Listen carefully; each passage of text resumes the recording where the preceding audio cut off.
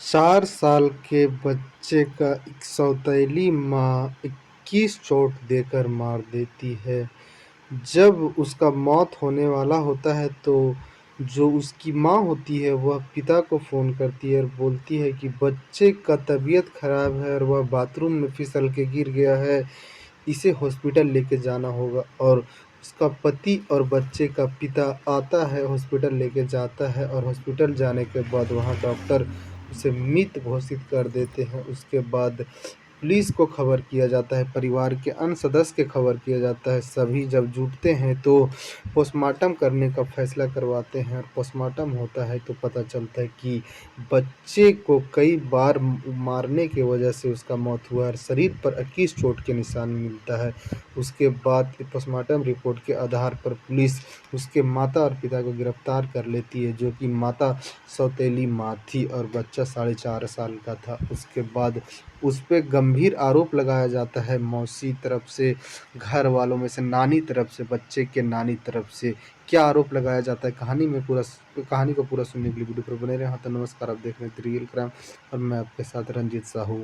UP के राजधानी लखनऊ में एक व्यक्ति भीषण खरबंदा, उसका शादी एक स्वाति नाम की लड़की से होता है और 1 साल के अंदर ही इन दोनों का एक बच्चा होता है जिसका नाम अर्नव रखा जाता है। लेकिन स्वाति का तबीयत अक्सर खराब रहा करता था, उसे कोई बीमारी था और उसका इलाज चल रहा था, लेकिन वह बीमारी की वजह से स्वाति का कुछ ही दिन में मौत हो जाता है और वह अर्नव जो था वह छोटा होता है और उसे नानी के घर वालों ले जाते हैं ताकि बच्चे को कोई तरह का कमी ना हो सके। उसे स्वाति के घर वालों जैसे नानी और मामा लेकर चले जाते हैं। इधर जो भीषण खरबंदा था वह अकेले होता है। अब भीषण खरबंदा को लगता है कि क्यों ना हम शादी कर लें और एक लड़की जिसका नाम रागिनी होता है उससे भीषण खरबंदा का दोबारा शादी होता है।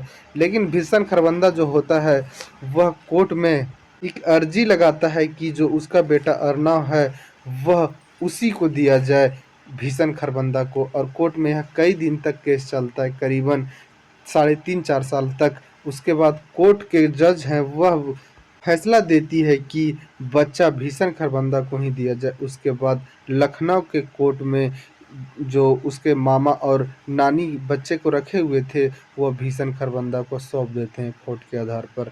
लेकिन इधर भीषण खरबंदा शादी किया हुआ था और उसका भी एक लड़की हो चुकी थी और इधर दोबारा से फिर से अर्नव को लाया जाता है उस घर में और अर्नव आता है और आते ही उसका सौतेली माँ का अत्याचार चालू हो जाता है। उससे मिलने के लिए उसके नानी और जो मामी थी वह आया करती थी, लेकिन उससे मिलने नहीं दिया जाता। अगर मिलने दिया जाता तो उसको पूरा फुल कपड़ा पहनाया जाता ताकि इसके शरीर पे जो चोट का निशान है, और कुछ बोलने नहीं दिया जाता ताकि उन लोग को कुछ पता ना चल सके। और कई कई घंटे तक तो उन लोग को बाहर रखा जाता बिठा कर कि हाँ अभी अर्नव खाना खा रहा है, अर्नव नहा रहा है और कुछ कर रहा है, जिस वजह से मिलने नहीं दिया जाता था काफ़ी लेट तक। और ये सब इंतज़ार करते थे और ये सब क्या करते हैं कि कुछ दिन बीतने के बाद धीरे धीरे आना जाना कम कर देते हैं। उसके बाद उसका सौतेली माँ का जो था वह रवैया बढ़ जाता है और फिर कुछ ऐसा कदम उठाती है। गुरुवार का दिन था, 12 मार्च के शाम के वक्त अर्नव का तबीयत खराब होता है और उसकी माँ हॉस्पिटल उसे लेके जाती है और जो उसके पिता थे भीषण को खबर देती है कि अर्नव का तबीयत खराब है। हॉस्पिटल ले जाने के बाद डॉक्टर जब उसका इलाज चालू करते हैं, जांच करते हैं, तो बोलते हैं कि अर्नव मर चुका है। उसके बाद वहाँ मौतम छा जाता है और इधर सही परिवार वालों को अर्नव का मौत का जानकारी दिया जा रहा था। इधर जब उसके शरीर पे डॉक्टर देखती है कि अलग अलग चोट के निशान है तो पुलिस को भी खबर कर देती है। पुलिस आती है और अर्नव के लाश को देखती है तो उस पुलिस को भी लगता है कि इसके साथ कुछ गलत हुआ है। उसके बाद अर्नव के बॉडी को पोस्टमार्टम के लिए भेज दिया जाता है। इधर अर्नव के नानी और मामा वगैरह आए थे और अर्नव के जो सौतेली माँ है और इसके जो पापा हैं भीषण, उस पर इल्ज़ाम लगाते हैं कि यही लोग अर्नव को मारे हैं, इसलिए कि वो लोग सारा कुछ बताते हैं कि किस तरह से हमारे घर के सदस्य मिलने के लिए आते थे अर्नव से, तो मिलने नहीं दिया जाता था। कई कई घंटे तक बाहर में ही खड़ा रखवाया जाता था, रहने दिया जाता था। और बहुत लेट से लाया जाता था और जो कपड़ा पहन के आता था अर्नव, उसको फुल कपड़ा पहना के लाया जाता था। और जो सर था वह उसकी माँ ऐसे अपने कंधे पर रखी होती थी और कुछ बात करने नहीं देती थी। अब जो अर्नव था उसको कभी भी उसके नानी के गोद में नहीं दी थी, उसके मामी के गोद में ना दी थी। और अर्नव का जो लगातार जो शरीर पे जख्म दिया जाता था उसको ढकने की कोशिश करती थी उसकी सौतेली माँ रागनी। और एक दिन ऐसा होता है कि अर्नव को साथ बहुत बड़ा घटना हो जाता है। यह बयान पे पुलिस यह बयान को नोट करती है और अर्नव के माता और पिता को पुलिस हिरासत में लेती है। इसलिए कि इधर पोस्टमार्टम रिपोर्ट आता है तो पोस्टमार्टम रिपोर्ट में क्लियर हो जाता है कि अर्नव के शरीर पे 21 चोट के निशान हैं और कई चोट जो है वह गंभीर रूप से हैं। सर पे था, कंधा पे था, पैर पे बोला गया था कि 1 उँगली तक 1 इंची के अंदर तक कट था और कई जगह शरीर पे कट के निशान हैं। और कोई भी अंदाज़ा लगा सकता है कि एक बार अगर कोई बच्चा कहीं से गिर जाएगा तो 21 बार चोट के निशान कैसे लगेगा?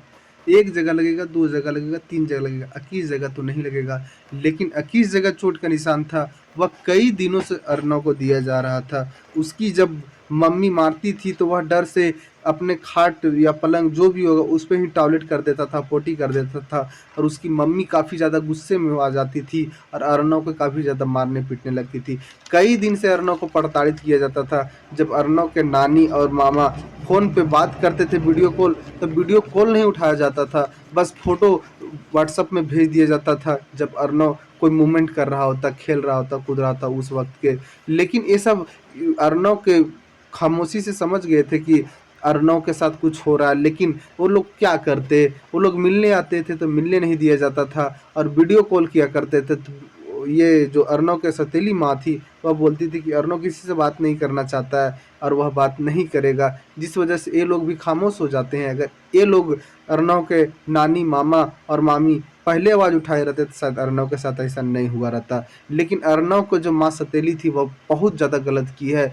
वह अपने एक बच्ची जो थी उसको अगर इस तरह चोट दे के देखे कि कितना तकलीफ होता है एक माता-पिता के और एक बच्चे के। अगर दूसरे के बच्चे को इस तरह से चोट देकर किसी को खुशी मिलता है तो उसको भी कानून का हक है कि कानून उसे सज़ा दे और कड़ी से कड़ी सज़ा दे, ताकि इस तरह के कदम उठाने में लोग लाख बार सोचे कि अगर हम किसी के साथ, किसी भी बच्चे के साथ अगर हम इस तरह का कदम उठाते हैं तो ना कि बच्चे को दर्द होता है बल्कि माता-पिता और जिस-जिस व्यक्ति तक यह कहानी गया होगा उन लोगों का दर्द हुआ होगा, इसलिए कि एक बच्चे का कुहार था, 21 चोट का निशान था और एक दिन वह चोट नहीं मिला था। जब जब रागिनी की बहन आती है तो बोलती है कि नहीं, बच्चा संभल नहीं पाता था, खुद से चल नहीं पाता था, कई बार सीढ़ी से गिर गया था।